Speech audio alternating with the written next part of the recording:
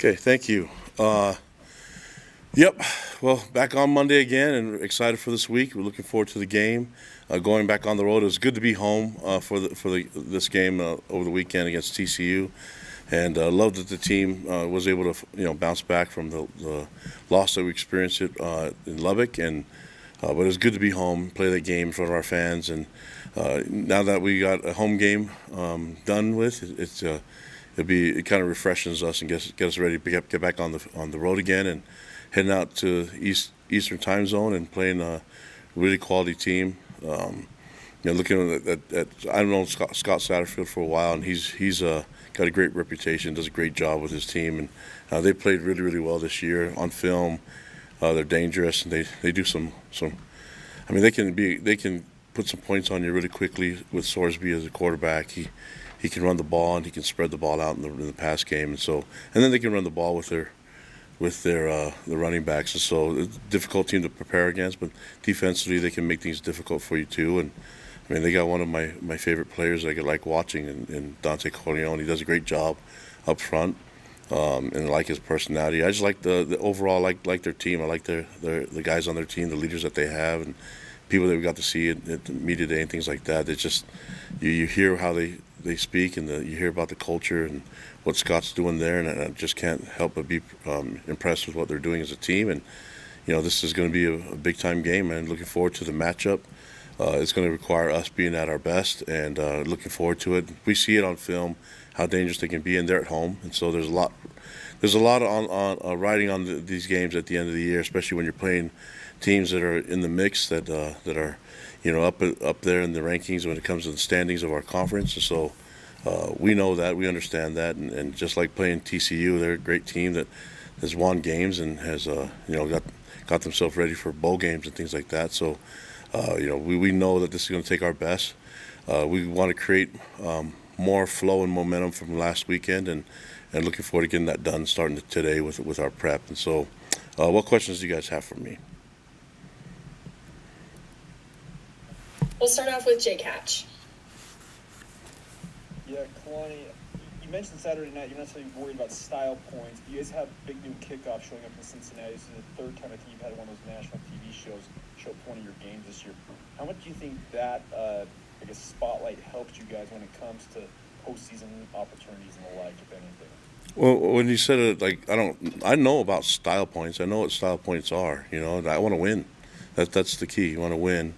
And people look at the metrics. I mean, we were favored to win by 3 points, and we won by a lot more than that. So I want to win, and I want to play at our best. And we can control the game, great. But if not, it comes down. Nothing's easy. You can't sit there going like we're going to go into this with trying to win with style. Like I want to win the game first, and so I understand all of that stuff. And people running up the score is what style is, and okay, that I understand that whole concept. But I want to win the game first. That's the key, and that's going to be our focus. But you can't sit there and claim the game before you actually play it. You got to play the 60 minutes.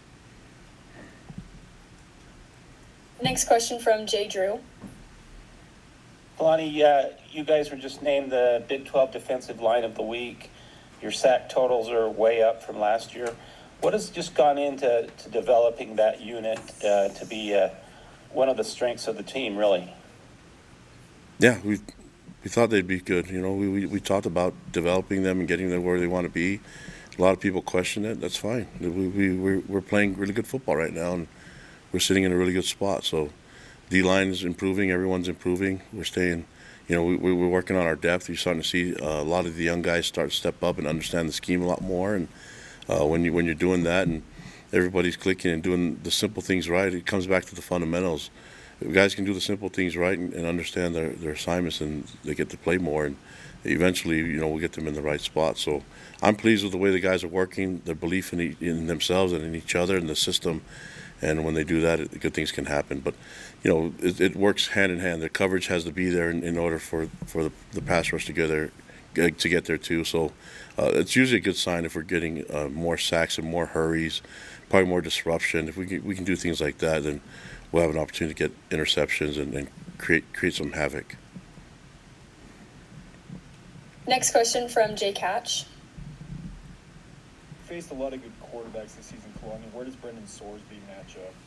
Yeah, he's right up there with all of them. I mean, you look at the stats and you can see he can make things really dangerous, and he's really difficult at home. You know, I think we know how that advantage can be, and so when teams come here in the mountains, it's a hard game to it's hard for people to figure things out, and I think that's been an advantage for us. We have to go on the road and play at Cincinnati against them, so they can be a different team, and especially when they have a lot to play for, and also this is their senior night, so there's a lot riding on it, and we know he's going to step up. I mean, the great players do it, and so we have to be at our best. That's going to be the key, but he can do all of it, man. He throws the ball, he runs the ball, he does everything right, and we have to figure out a way to disrupt him. That's not easy, though. You mentioned Dante Corleone earlier. What do you just make of their overall team makeup? Because it seems like they're really reliant on Sorgi. What do you make of the overall Bearcat, squad? Yeah, really good roster. You could tell that they have a really good culture in place. I mentioned Scott Satterfield. You could tell that he's done this before and he knows what he's doing. So the guys believe in their coaches. They play really assignment sound football, and so it's not going to be easy, man. There's well coached teams in this league, and then you match that with great talent and great culture. I mean that's going to be difficult. So nothing's easy. You saw over the weekend how hard it is for guys to get wins, and even with that, the people can get yards on you. They can advance the ball. You have to find ways to gain victories, and usually that comes in disrupting things. And the stat that matters the most is the score. But everybody wants to focus on how you win, but they skip the part of actually getting the win first and securing it. Next question from Jay Drew. Kalani, I just wanted to ask, how did you guys come out of the game health-wise? And I think we saw Max Alford, who's been kind of a pleasant surprise this year, limp off the field. But how did you do health-wise, and can you just, what has Max kind of added to the team this year? Yeah, Max has been really good for us, and then creating some quality depth, especially when we lost Che. So Max filled into the position. He's super smart, and we were able to use him when we had some guys get banged up, when Jack and Glasgow and Seattle were a little banged up, and nobody's 100% right now. So after the game, we know some guys are still getting evaluated. We'll have probably more information for you on Wednesday, but we got some guys that were kind of banged up a little bit, but we'll be fine. Everybody's in the same situation where everybody's sore, and then there's some people that are because it's at the end of the year are running on fumes. That's why you have to depend on your depth, and so we've been through this. We've prepped for it. We want all our guys to be ready to go, but if guys aren't able to perform, then the next guy will have to step up and make it work. Next question from Mitch Harper. Kalani, LJ Martin said on Saturday that he played with a lot more confidence. He working his way back from the injury. When LJ's playing with the confidence that he showed on Saturday, what does that do for this offense as you guys head down the stretch run?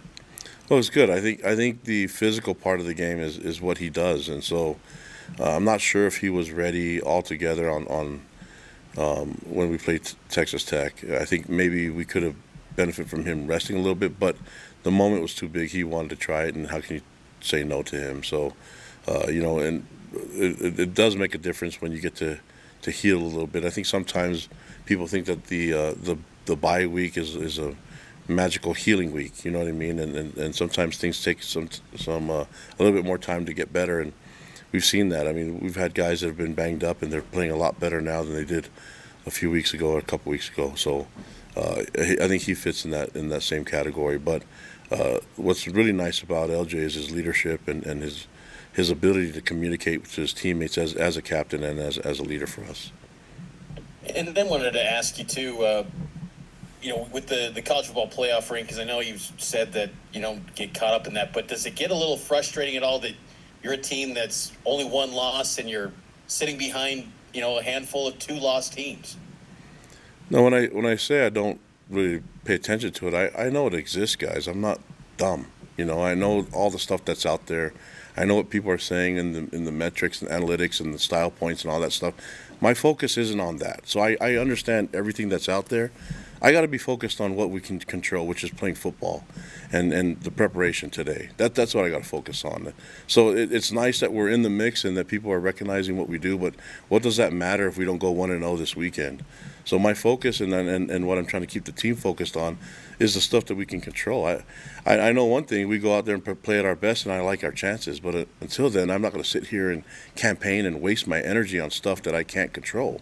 I don't know all the other people's schedule. I can't speak as an expert on everything because I don't know what everybody's done and what everybody's played. All I know is in my view of what I'm controlling with this team and what we have on our schedule, especially this week, that if we take care of business and you do things one step at a time, then things should work out in your favor. And that's what I'm banking on happening. And that's what I want these guys to be focused on. It's hard to talk about 3 weeks from now when you can't even control what you're doing right now with everybody else. Let's just go play the game, be at our best, and then see what happens next week. Next question from Jake Hatch. Well, you highlighted them on Saturday night, but I wanted to ask you about your young defensive end guys, Nusi Talmay Payal, Tosili Akana, Kenny Fonohema. Like, what have they brought to this defensive line? Yeah, they brought depth, added depth, and athleticism, and skill, talent, a lot of that stuff. And then when you have a deep team like that at a lot of different positions, then you can use different people. And when you have upperclassmen that are not selfish and that are bought into what the team is trying to accomplish, they realize that other guys can help them, and that maybe them them tired is not better than the young guys or the backups being fresh. And so what you're seeing is a nice rotation, guys that are trusting each other, and then doing it for the greater good of the team rather than just trying to get your personal stats. And so I appreciate all the feel for the team, the brotherhood that they have, and their willingness to share and understand that they don't have to do it all by themselves. And you can do that when you have depth and quality depth. And those guys are still babies, man. These guys are going to get big and stronger. I mean, they're going to be a force. And right now, it's good to see that they have they have an opportunity to contribute. But I think eventually, when they grow up and get bigger, it's going to be pretty scary. Got another young player, Bear Bachmeyer. Talk about maybe taking the brakes off of him, but like, are you thinking you want to do more just traditional offense versus some of the max protects you've used in the past? Is that what you're talking about, and unleashing him, I guess? No, I think we've kind of gone through this transition of bringing him along, and now that we're at this position, we can really do whatever we want. Challenged A-Rod, and they understand that was a plan going forward. We knew what we were trying to get done, and by the end of the year, we could do whatever we want depending on what we see as an advantage against who we're playing against. So it's just hard. We can think differently now going into this game 11 than we could back in game 1, even though it was an FCS opponent. So you can kind of just go step by step, and then we're in a position now where we can do whatever we want with him. Mentally, he was already there. He started studying and knew a lot of the other plays. The question is, we can't practice everything. We can only execute what we practice this week. And so let's figure out what we do, what he does best and what he's the most comfortable with, and then what highlights our talent and our skill. And then, let's go into this game pretty much with whatever we want to accomplish. But that's not just game day. That's what we want to accomplish and what we want to prep this week with. I got one more real quick. Bronco Mendenhall, not that long ago, was on a radio show saying he's already talked to certain players on his roster about essentially the future, like where their spot is on the roster. Do you have those communications with your players in season about what the future looks like for them? Yeah, I think the key is creating a vision for everybody, and it's hard to do when you have 120 guys, but eventually you're going to have to get towards the end of the year. And I think there's a moment where everybody understands their individual contribution to the team, and then also their goals and what they want to do individually. So right now we're asking everyone to put the team first, and then we'll discuss what possibilities there are for them individually. But right now we got to buy into what we can do as a team, and eventually we'll get there. But there's conversations happening all over the place, and they're all separate. So like it's not like one conversation covers the entire team. It's all got to be, basically specialized for who that person is and how many years they have left and what they want to get out of this experience that they have in college football. All right, do we have any other questions? Okay, looks like we're good. Awesome. Thank you, guys. All right, next up we'll have offensive lineman Bruce Mitchell. Great job. Thank you. Appreciate it. It was fun. Did great, man. Comfortable win. I like the beef and tank. We just got a score on it next time. I know. This is hand the ball to you. Look at it. Hey Bruce, thanks for being here. No problem. All right, what questions do we have for Bruce? We'll start off with Jake Hatch. Yeah, Bruce, you talked about a comfortable win on Saturday. Like, just take us through that. How did you feel about the performance overall? No, it was awesome. Thinking back, it's been a while since we've kind of had a comfortable win like that, just talking to Coach right there. But no, it was awesome to kind of give the punt team a little break on Saturday, didn't have to call on them too much and put up a lot of points on the offensive side of the ball.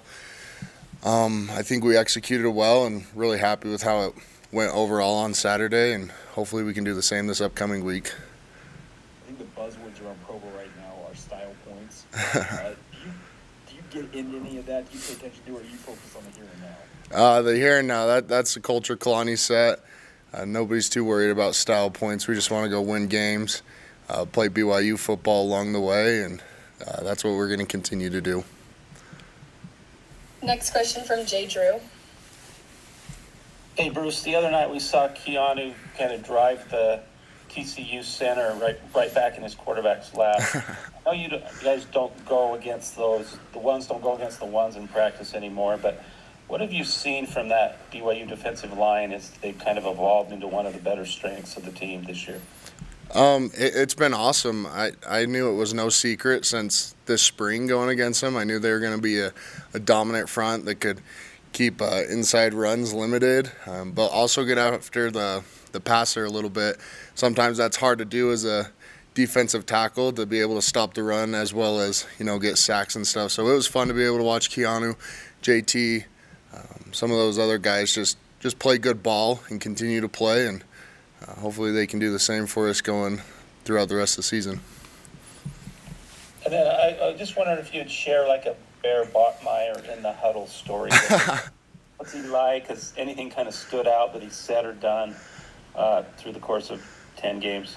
Man, I love Bear in the huddle. It's always surprising that he's, usually the youngest guy in the huddle, because sometimes he's the calmest guy in the huddle. He's always just laser focused on winning. Going against Arizona, getting down, we needed a couple big drives to be able to put ourselves in an overtime situation, and I was trying to lighten the mood, but Bear was all laser focused on winning. And yeah, there's some funny stories because he is still a kid at the end of the day, but no, I love Bear, love having him in the huddle. He's developing into such a good leader for this offense as well, and you can see he's more comfortable in the system.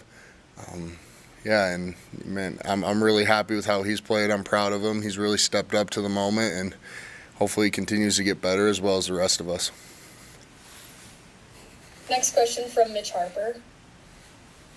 Bruce, is there a name for that play design where we saw, I think it was at the end of the third quarter, maybe early fourth, where there was like 7 offensive linemen, Trevin Osler now going over to tight end. How much did you enjoy that? Was there a name for all those linemen lining up there? We just called it beef. We called beef, and let's put 7 offensive linemen in there. I wish we could have been able to score on it. That would have been, we had some cool celebrations for it with all the offensive linemen in there. Too bad we didn't get to use them. No, it was fun to see Trevin get in there as well. He's a really good developing young player who's getting an opportunity to go in at tight end and be able to move some people, help out the tackles on some double teams. But yeah, that play call is beef, and I wish we would have scored on it. Hopefully we'll get another something going into this week, and we will score on it, hopefully.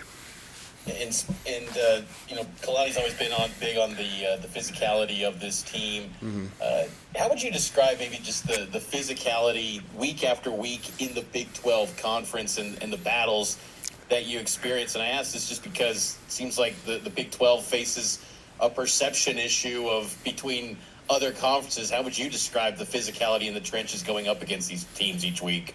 Oh no, it's a physical matchup. Obviously, I don't pay too much attention to what people are saying about the Big 12 or whatnot, but no, you can turn on the tape and see that TCU was a physical front. They've been a physical front all season, and most of the teams that win these games are the more physical team on an offensive, defensive line, being able to control the line of scrimmage. So yeah, I mean, you can turn on the tape. Anybody can turn on the tape. The Big 12 is a physical group, and every week, even this week going into Cincinnati, they got big athletic interior linemen. So we're gonna have our hands full with the physicality, but hopefully we can use that to our advantage. Next question from Jake Hatch.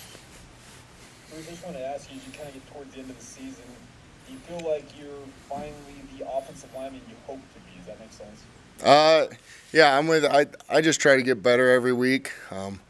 We'll see when I'm done getting better. Hopefully that never happens. But no, I'm happy with the development I've had. It's been fun to be able to look back on film and see how I've gotten better with whether it's calling the IDs, getting everybody on the right spots, or just my technique and being able to move people. It's been a really fun year of improving, and hopefully we can do the same going forward. But I'm happy with where I'm at. I'm happy where the offensive line's at. The team's right where we want to be, and hopefully as a team, as an offense, as an offensive line, we can just continue to get better. I also wanted to ask you guys like Carter Shaw and Connor Pay, obviously, who are helping out. How does it help to have guys who are they played pretty recently as last year in the case of Connor, helping you out on the sidelines?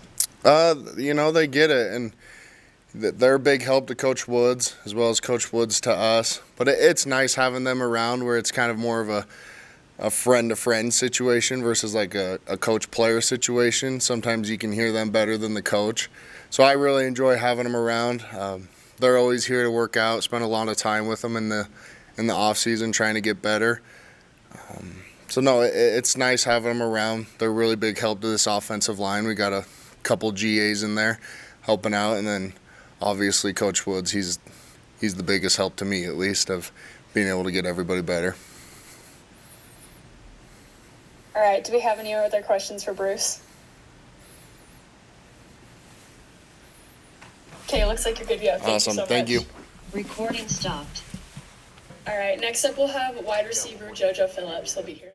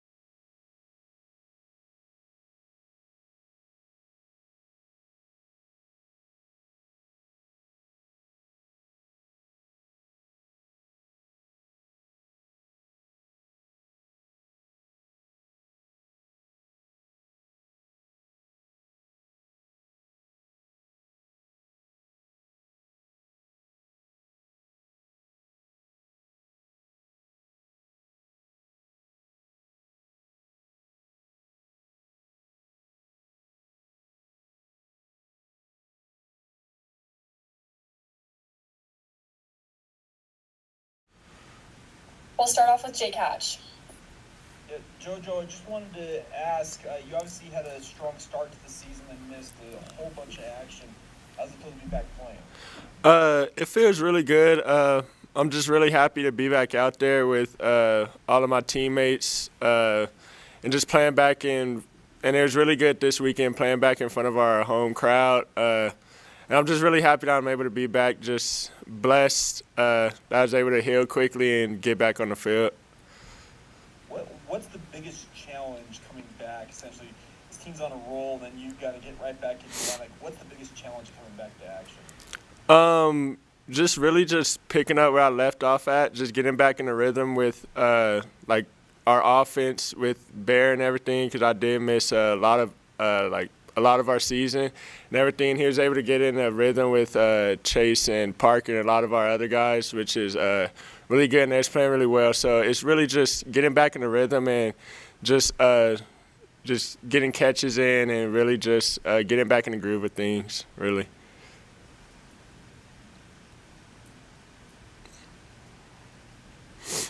Next question from Jay Drew. Yeah, Jojo, how do you think just overall the wide receiver group is kind of grading out this year? Are you guys generally happy with how you performed? Do you think there's need for improvement? Just kind of give us a status update on the group as a whole. I feel like we're playing really good, especially the time that I was out. I felt like they were making a lot of plays, coming down with contested catches, coming down with everything, and just opening up our offense a lot more. And I'm just trying to get up to them, catch up to them now, because of the time that I missed. So, but I feel like we've been performing really well this season.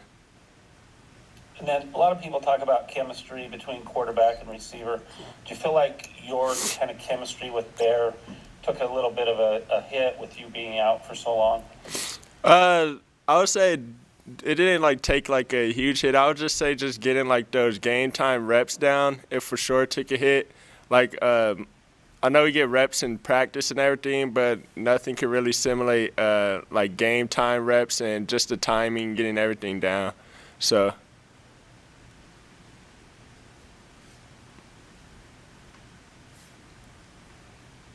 Next question from Jake Hatch. Jojo, Bear seems to be pretty buttoned up when he's talking to some media and the like, but teammates have said he's different in the huddle. Can you explain the difference? Yes, he's a lot more, I would say, not loose in a good way, in the huddle, just encouraging us, just keeping the huddle light. It's not, down or, too serious in the huddle, I would say. So just having, a balance of just, fun in the huddle and, also, times we know we need to lock in and get things done, I would say. So, but, yeah, I would say he's a little different when we're on the field and in the huddle and things. No, I meant to ask you this earlier, but how did you feel about the overall performance Saturday night? Because we had Bruce Mitchell said it was a comfortable win, and you said you hadn't had one of those in quite a while. No, yes, it was a good performance. I felt like we were executing a lot better than we were the week before, and just getting things done everywhere from us receivers to Bear, from the run game and just the lineman. I just felt like our execution was smooth. We were able to move the ball a lot better than we did, and just everything was smooth. Our defense was playing well, and special teams, and just everything complemented each other.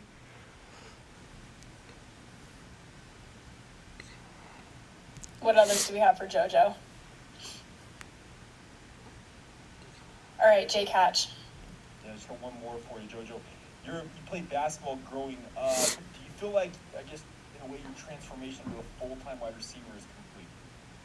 I would say yes. I've been playing wide receiver since I've probably been 9 years old. I started off at running back, and then once I got taller, I made the transition. But I feel like my game is getting there for sure. I still have a lot of things that I need to tighten up and just work on my craft more, I would say. But, yeah, I feel like I'm getting there. I'm not fully there yet, but I'm on the train to be there. All right, do we have any others for Jojo? Okay, looks like you're good to go. Thank you so much. Thank you. All right, and then last up, we'll have Viliami Pouha.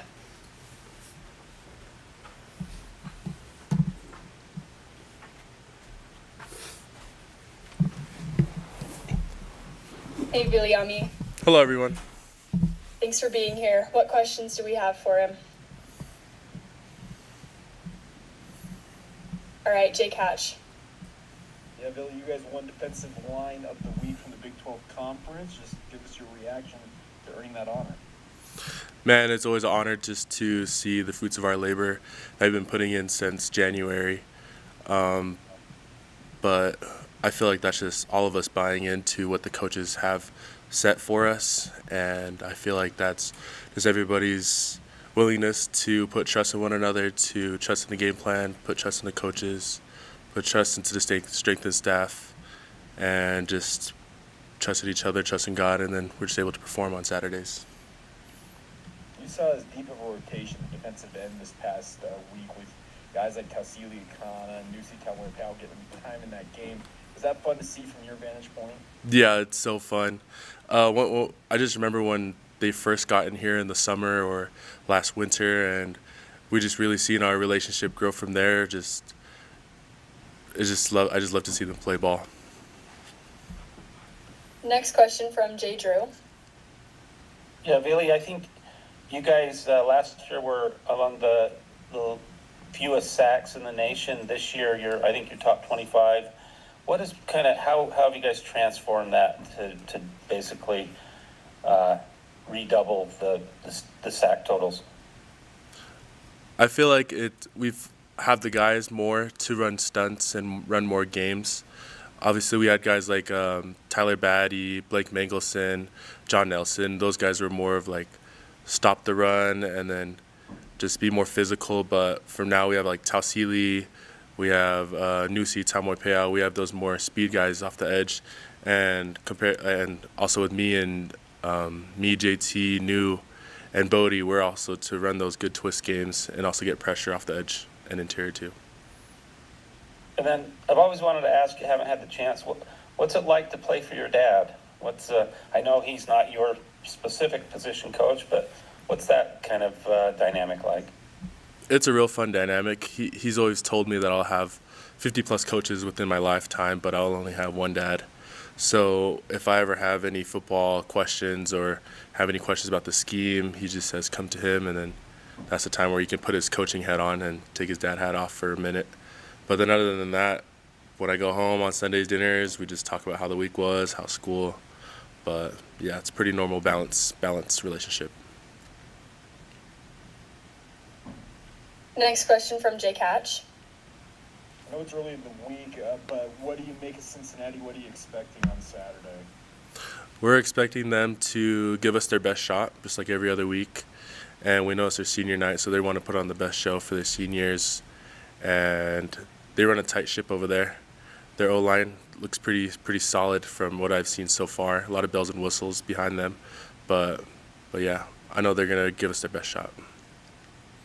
Also wanted to ask you, do you pay attention to the outside noise, whether it's chatter about college football playoff, Big 12 title game race, any of that? Do you just pay attention on the outside to that? Not much. I just have a family group chat on Instagram. I just be sending a lot of reels to there. Fair enough, thank you. All right, what else do we have for Vili?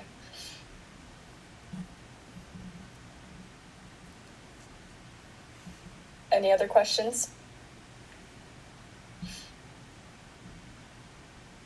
Okay, looks like you're good to go. Thank you so much. Thank you.